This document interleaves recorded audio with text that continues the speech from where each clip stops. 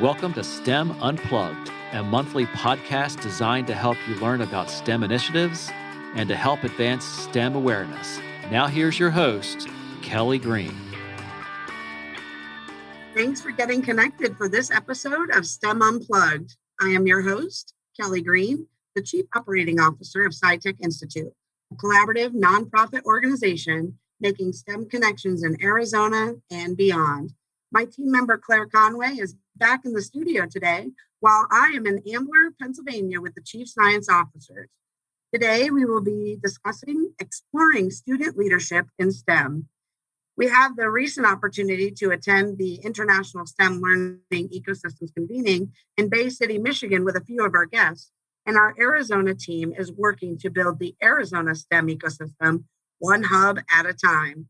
Today, we're excited to have our guests share about their experiences, not only in the state of Pennsylvania, but as part of the CSO International Program and the STEM ecosystems community. So thank you again for joining us on STEM Unplugged. To all of my guests, it's hard to believe that we have been collaborating for over 5 years on the PA CSO program. I'd like to ask each of you to share a little bit more about your own experience with the project and maybe a little bit about your thoughts on student leadership. What can and can't students do? Let's start with Dr. Dormer. In my opinion, that it's limitless what students can do. There's very little that they can't do. They just need to be given the right opportunities to go out there and discover who they are and to demonstrate that the world really is their oyster and what they will do great things if given the opportunity. Yeah, thank you so much for being on. It's been fun to get to know you too. What about CSO Sneha? What are your thoughts? I mean, as a student, I don't think there's nothing I can't do if I put my mind to it.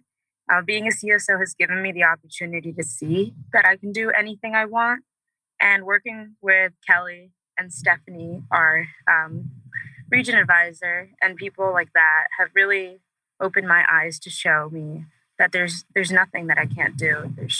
I just have to work towards it and find the resources I need. I know, Camus, you just joined the PAC ecosystem. How are you feeling about the student leadership opportunities? Excited and motivated. I think student leadership is something that brought me to education. And after joining the executive team for our local STEM ecosystem PAC in January of this year, seeing the CSOs, especially at the international convening for STEM ecosystems, and watching folks like CSO Elizabeth and CSO Sneha take the stage and be able to articulate their vision and the ownership that they already are taking over projects and making an impact in their community, it makes me excited. Our students are already making a difference. Absolutely. They have such a huge impact in the 4 counties represented here at the Training Institute today. What about you, CSO Elizabeth? The CSO program has really, as Sneha said, inspired me a lot to know that I can do anything. It's also helped me just build confidence and be able to articulate my ideas and really be able to talk to people about STEM topics. Even though I know a lot of people may not know a lot about STEM, I've been lucky enough through my action plans to be able to educate a lot of students who may not know what the STEM letters stand for. And some of my programs have been the first foray they've had into STEM. And then, of course, at the conference, just being able to educate adults that students are really able to do anything that they set their mind to. Absolutely. And this whole show, our podcast this month, is about exploring student leadership. So I didn't have you introduce yourself, Dina, but tell them a little bit about your background and how you've been a part of the program. Tell them, I know you have a PhD and you're not one to flaunt it, but Triple D, what is your work and your experience in the educational realm, and a little bit about your background, who you are. Okay, thanks. My least favorite topic to discuss. But I've been a science educator for about 15 years, so in various roles, from anywhere from secondary level all the way up through the university level, and I've had a number of different jobs along the way. But as Kamish was saying earlier, one of the most rewarding things and the biggest thing that has drawn me to education in the first place is the opportunity to work with students and to help them realize and achieve their goals. So it's really important piece of what I try to do every day. And all of my education and all that has just come from a love for learning and, a want or a desire to share that with young people, see where they can take us. And kind of over to you too, Camus. What is your role in the ecosystem, and a little bit about your background? Yeah, thanks, Kelly. So I'm Camus Kirsch. I'm a STEM services coordinator at the Chester County Intermediate Unit. And through that role, I have the opportunity to sit as one of the 4 county leads on our local STEM ecosystem PAC. And that has afforded me the opportunity to get involved with CSOs for our local chapter and to get to know our cabinet and see the structure. And it's been so exciting to be able to support it as an ecosystem. It has motivated me. You can ask any of the advisors. I've been chatting their ears off all day about how we can grow this, how we can get it to more schools, what supports they need, the awesome work our students are doing, and how we can champion and elevate that even further. Because I think what CSO is doing and what we're seeing the students in our cabinet do is just incredible. So having the opportunity to be involved and to meet folks like Dina and hear how they're already impacting students. I mean, I think that's why I got into education, is to elevate the opportunities that students have and to inspire and motivate and empower them to be able to pursue STEM futures. And I think that's what both STEM ecosystems and CSO are trying to collaboratively champion. Yeah, and I think that's probably why I love my role so much as Director of Student Success, because meeting the CSOs and watching the 2-day transformation during a leadership training institute is just so incredibly powerful when we just show them that they can. And, having Sneha, 4th year, we know you will. And now having that support of the STEM learning ecosystems and having 27 representatives at the last convening, we kind of made our mark. We stepped up and showed up, and it was really nice to have both Elizabeth and Sneha there. So I want to kick it over to my teammate, Claire, who's working on the Arizona STEM ecosystem and pretty much relatively new to our program. She's been with us just over a year and really designing the ecosystem work we're doing in Arizona. But what are your thoughts on student leadership and what's your role at SciTech Institute? Yeah, absolutely. I think the CSO program is such a great opportunity for students to develop those leadership skills. And I think something that really sets it apart, just you can tell already from what folks have said in this conversation, the advisors in the program really do genuinely believe that students can do whatever they set their minds to. And, I participated in student leadership programs in high school, and definitely we did not have that perspective from the advisors who were working with us, and that, if they didn't think that we could do it, we didn't think we could do it either. And so it really makes such a big difference in the CSO program to know that, the advisors on the team are really the students' biggest cheerleaders and are always understand that the students can do whatever they want to do and really help set them up to take on big challenges, which I think is really exciting.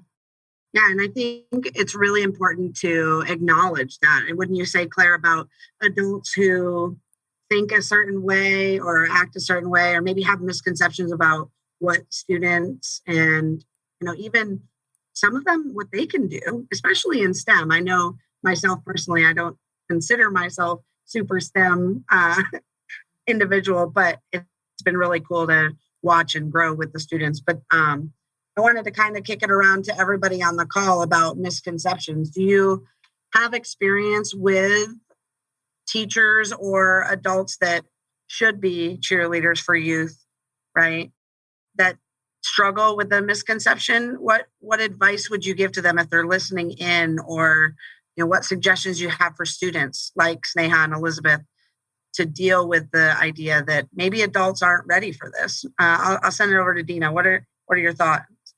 I think one of the biggest misconceptions that teachers or educators have about student leadership is that they need to teach students how to lead, when really one of the best things we can do is just empower them and get out of the way and allow them to explore that journey of self-discovery, and the sky's the limit. As we heard from the CSOs earlier, they don't pose any limitations on themselves, so why should we?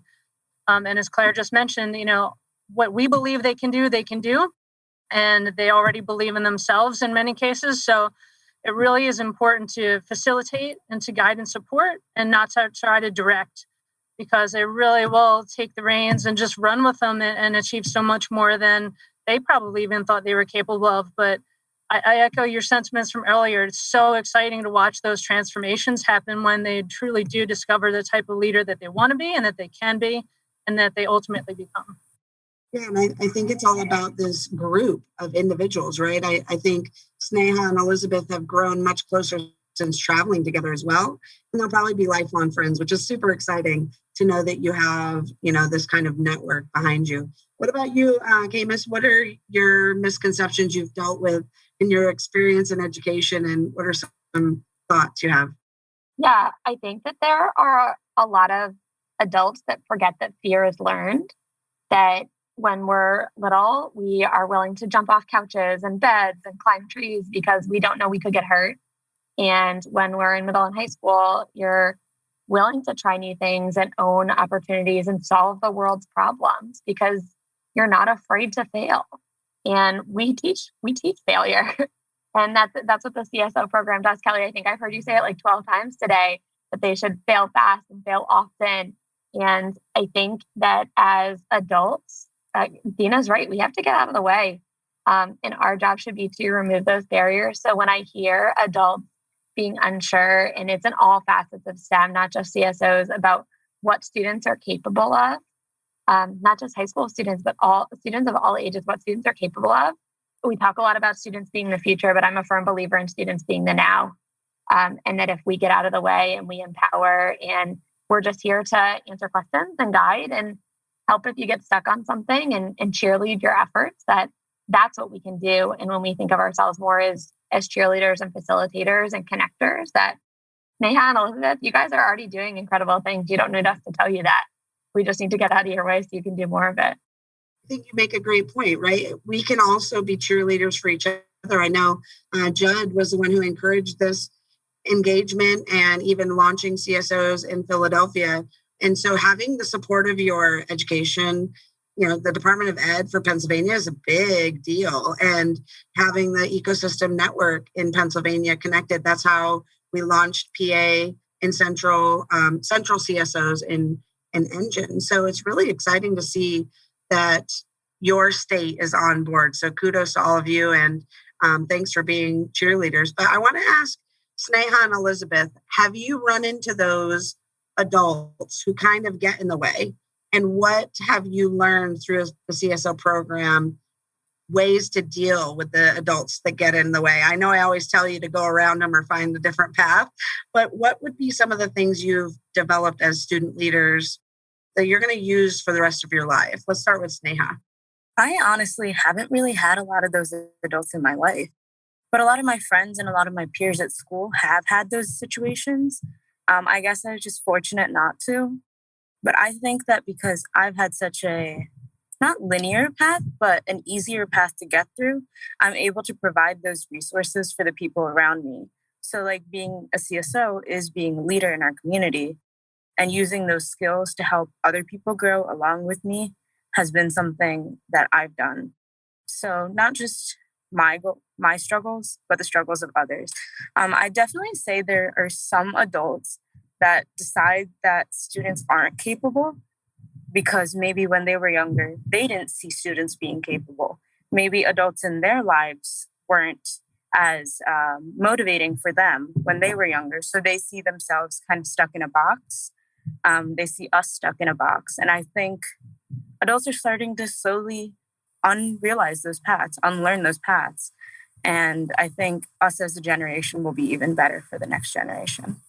It's pretty powerful. It's so exciting to hear you share. And, I aspire to be an adult that's not in the way. So hearing you say that you haven't had that challenge is really exciting, because maybe you don't even have to notice it. You've already learned enough to avoid those obstacles that sometimes other students can get tripped up by. But very, very exciting. Thank you for sharing and promoting the rest of your fellow students, your peers. That's really powerful. What about you, Elizabeth?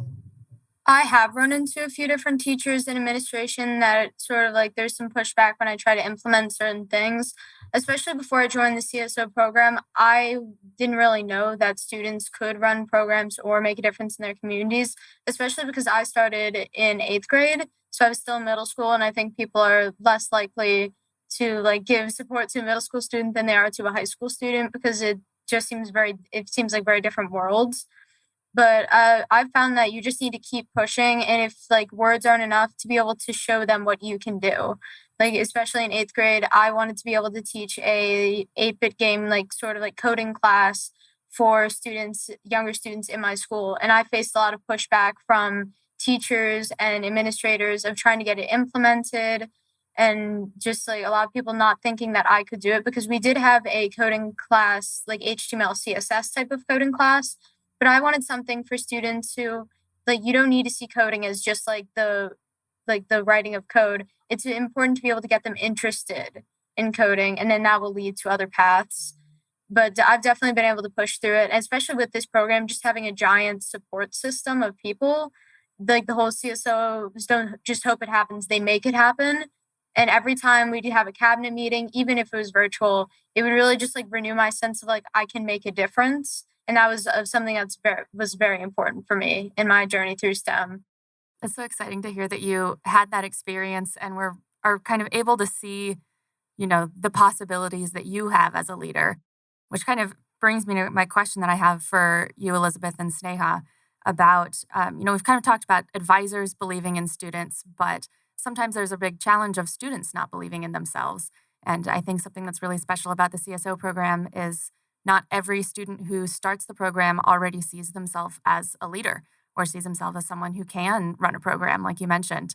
And I think, by the end of the program, that's not the case. They definitely do see themselves as leaders, and they do see that they're able to take on those challenges. So I'm curious to hear from you two, if you could share a little bit about your experience, maybe one way that you've grown through the CSO program that kind of surprised you.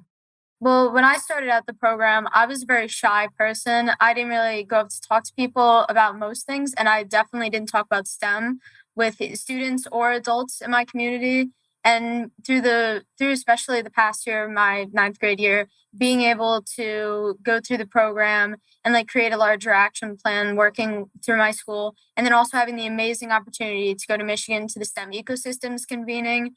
And that definitely, like, over that, like those few days, it really pushed me to like be able to talk to people and like adult strangers who like are interested in STEM. And I realized after the first few people I talked to that they really wanted to hear what I had to say. And it felt amazing. But I definitely wouldn't have done that even at the beginning of that school year, and definitely not at the beginning of 8th grade when I wasn't comfortable talking to people about that much. So that's definitely one way I've seen myself grow. Yeah, I completely agree with you, Claire. I've seen myself grow a lot as a person, not just as a leader, through the CSO program. When I started, I was also in 8th grade, like Elizabeth was, but all of us were new to the program, so we weren't sure what we were getting into. I think over the course of the program, I really learned that working with other people is a good thing. I still am very stubborn about getting things done my way or the way that I think is right. But I've learned sometimes you just need to let go. You need to trust in other people to get things done, because I can't carry the world on my back.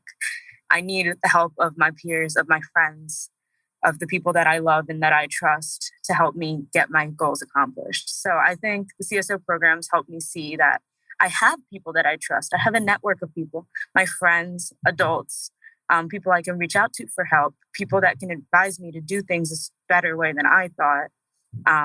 So that's something I really am glad that I learned in the program over the years.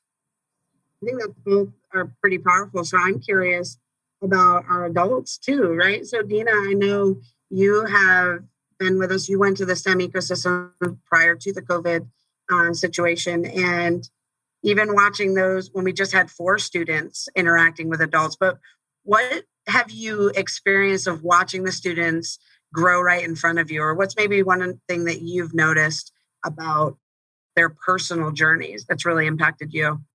I think you used the word inspiring earlier, and I just believe that's the case. It's amazing how much change and transformation can happen in a short amount of time.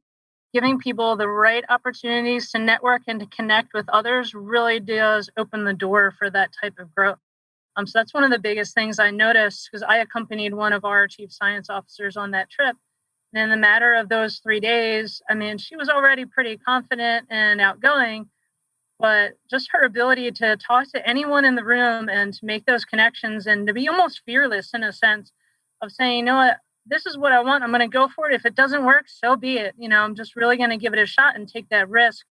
that risk taking and that willingness to put themselves out there has been one of the most, again, inspiring and rewarding things. It makes me want to push myself more as a result, which is really kind of neat to say. As an adult, I realize that I too can still grow from this, and that all comes from watching what's happening with our young people. Absolutely. Every day I'm like, oh, I could do that better. Oh, I could be more organized. Oh, look, wow, look at that graphic they made on Canva. What's Canva? What about you, Amos? Yeah, I would completely agree with Dina.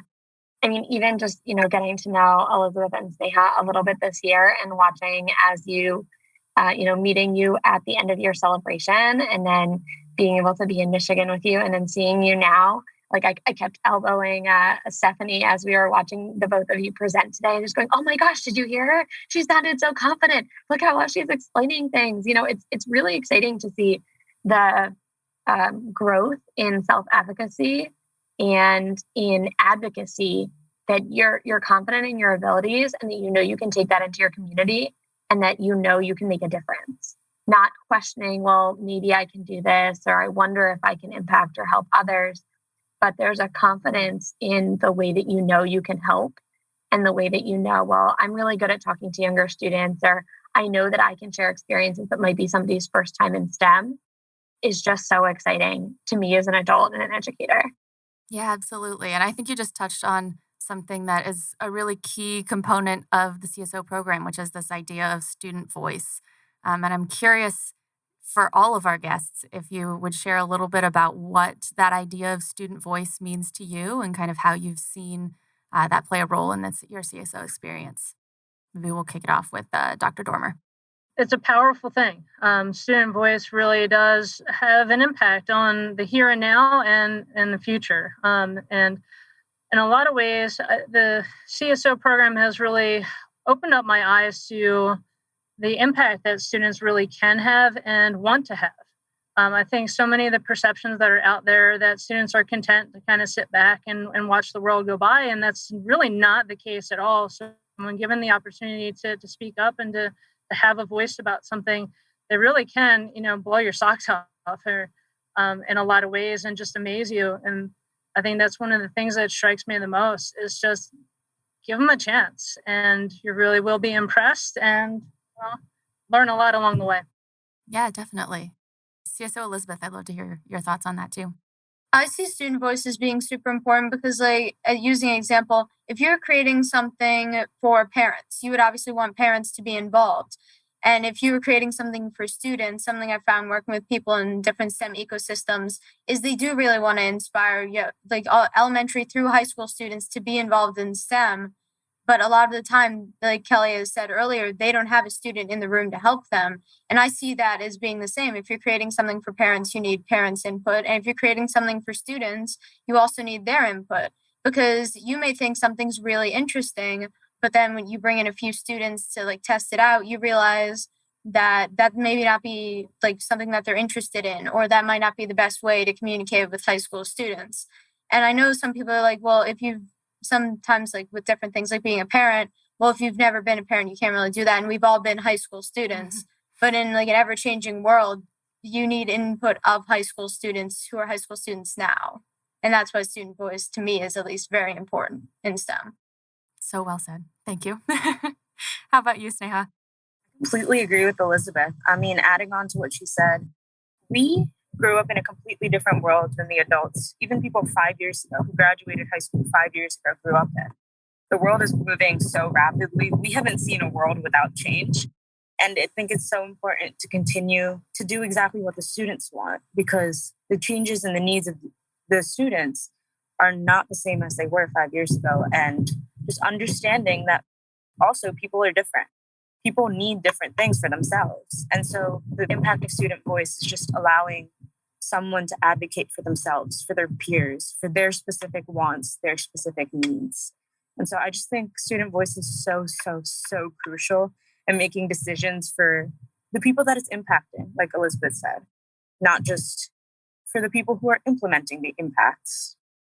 Listening to CSO Elizabeth and CSO Sneha, I think is exactly why we need student voice and why our job as educators or teachers or champions is to elevate your voices and to make sure that we can help connect you to administrators, or we can leverage our STEM ecosystems to make sure you're able to share that voice with the Department of Ed and share that voice on an international stage. And CSO is an international program. It creates those opportunities and networks. And, if we make sure the roads are open, you guys can go anywhere you need to go. You don't need us to draw you a map and tell you where to go. So I think listening to how you guys are using your voice and the knowledge that you already have, that your voice is such a powerful tool, that our job is to make sure that there aren't any barriers there and that we're not one of those barriers. Yeah, I think that's what an incredible conversation and insight to what everybody is feeling and experiencing. And this isn't just about the Chief Science Officers program. Obviously, it's one of our key programs at SciTech Institute. So to everybody who's listening in, we encourage you to get involved in the STEM community, no matter where you are or what you do. Maybe you're an industry professional seeking ways to make an impact on the lives of others, but you need an opportunity to share your experiences, your journey, or even when you're hosting an event, you need people to come. Maybe you're a student searching for a mentor or your pathway to STEM. Maybe you're a community collaborator hoping to meet the right people to help make a CSO cabinet happen. We want to help you get connected. We would love to share final thoughts in one way for our listeners to get in contact with the PA Seed ecosystem, since that's who's represented here. So we'll go around and then we'll have Kamish share how they can find out more about PA Seed. But Sneha, what are your final thoughts for today? I'd just like to thank you guys for the opportunity to let me, express my voice. Truly, this is my student voice. I think it's so important, not just mine, but the people around me. And I really appreciate the opportunities that SciTech Institute and the Chief Science Officers program has given me in the past 5 years. Absolutely. Elizabeth, final thoughts? Thank you also for this opportunity. This whole program, again, for my 3 years in the program with SciTech, it's been amazing. And also just being able to be taught that STEM paths aren't linear and that there's so many different offshoots of careers, and that you can also have other interests other than STEM. And I think that's really important. I love music, but I'm also very interested in science and all that sort of stuff. So this program has definitely taught me that STEM isn't all you don't need to be all in on STEM to still be a part of the STEM community. Great point. Yeah, I agree. And that's what STEM ecosystems is all about, getting everybody connected, no matter how big or how small. And obviously that's our STEM Unplugged podcast ideas, getting people to know that you can play a part no matter how big or how small, which is great that Dr. Dormer's on, because boy, she's done some great things for my walk-up song and all that good stuff. But Dina, final thoughts? Yeah, I just want to say we speak a lot about empowering our student leaders, but if we're able to do that, we really are empowering ourselves to be better, to become better. And it really is inspiring and amazing work that, people put out there. If we listen with empathy and understanding, we really do stand a lot to learn and take in different perspectives. And our student leaders are definitely paving the way with all that. And my one last final thought is CSO. Oh, it's magic. It's great to be a CSO. Oh my God, I love that. She has a whole album created for CSO. I can't wait. All right, Kamish, will you share a little bit about the ecosystem, and if people want to reach out and ask you more about the CSOs in your area or get connected? Absolutely, though I don't really want to follow up that. I don't have a song to finish with. I feel like I should have prepared something. Yeah, I would say to anybody looking to get involved in Pennsylvania to please visit paseed.org, paseed.org, and we would be happy to connect you. We are part of a larger ecosphere across Pennsylvania where our ecosystems work together to provide statewide opportunities, advocacy, and networking. So if you're in our southeastern corner of the state, please reach out to us. But if you're not sure, you can always connect with us and we can help you find where great things are happening across the state in our CSO cabinet, our STEM ecosystem, or in other areas. And for those in other states looking to get involved, consider getting involved or starting your own STEM ecosystem, because it's truly inspiring and magical what can happen when you put a whole bunch of great people in the room that are excited to provide opportunities to students And that's exactly what folks like you, Kelly, are doing. So appreciate all of the hard work that the CSO leadership has done to provide opportunities like LCI and CSO cabinets to students across the world. Absolutely. Thank you. Claire, final thoughts? Just thank you all for joining us today. This is actually our 25th episode of STEM Unplugged, which is really exciting.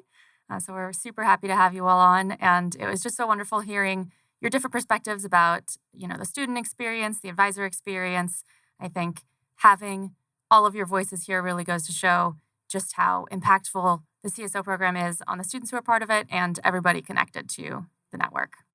Absolutely. Yay, 25th episode. You guys are on a special episode. We're going to brag a little bit about it. All right, so thank you for joining us for this episode of STEM Unplugged, Exploring Student Leadership in Arizona and beyond. We appreciate all of our guests for being on our show. And if you'd like more information on ways to volunteer or support an organizing event, let us know. You can check out our website, scitechinstitute.org, and complete the Get Involved form. A quick shout out to all educators, students, families, and community members supporting student leaders all over the world. We appreciate your enthusiasm for great humans and for STEM. Thanks for listening. This is your host, Kelly Green, and we would be glad to discuss how you can get connected. Thank you for joining us for this episode of STEM Unplugged. We encourage you to get involved in the STEM community and stay connected at SciTechInstitute.org.